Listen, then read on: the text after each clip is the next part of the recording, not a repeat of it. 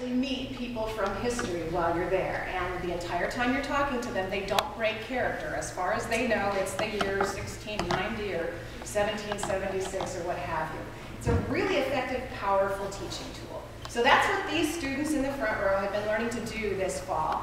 And we are going to give you just a little bit of a taste of character interpretation with a program that we created, which is called Time Travelers. Now, before we start, I want to tell you, if you are interested in knowing more about the program, even possibly joining Legacy, Joanna, who is right here, has these brochures, and she'll be happy to give one to you after the show. So if you're interested, grab one, and if you know someone who might be interested, if you can pass Joanna's information on to them, that would be great.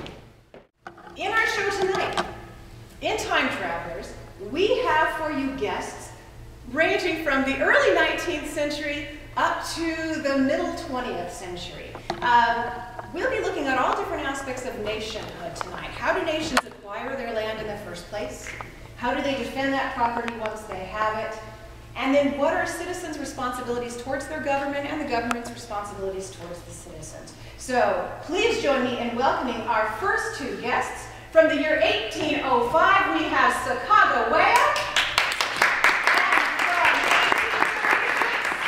We have General and President of Mexico, Antonio Lopez de Santa Anna. Welcome to you both. Sacagewea, let's start with you. You have been hired by the Corps of Discovery. Well, actually, your husband was. From what I understand, the United States just doubled the size of its property. How did that happen? George Washington, that was represented by the Louisiana Purchase and by the French. So the Louisiana Purchase, he purchased that property from the French, and it doubled the size of the United States. When Lewis and Clark were hired to explore that territory, they hired your husband. But he decided that you ought to come along too. Now, I don't understand this. He has two wives. If he needed a wife to come along, he could have taken the other. And you have a brand new baby. Why in the world did he decide that you needed to go? I think so because I was kidnapped when I was 13 years old, but I had access. I'm originally a Shoshone tribe, so maybe he thought I would be able to recognize some of the landmarks, like the beaver head that we're looking for because we're close. The beaver head is that huge rock that looks like a beaver swimming in a river? Yes. Right, so that's in Shoshone territory, and you've been with the Hidatsas since you were 13 years old. Yes. Well, have you started recognizing any landmarks yet? The beaver head. Oh, you've seen it? Yes. It looks like a river, like he's swimming into the river. So that means you're close to your people. Yes. Have you found them yet?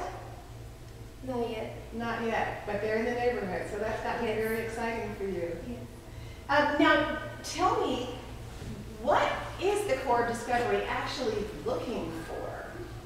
They're looking for a quarterly so it would be easier to transport their material from other countries like Russia, Spain, and France. So Russia, Spain, and France have settlements on the West Coast? Yes.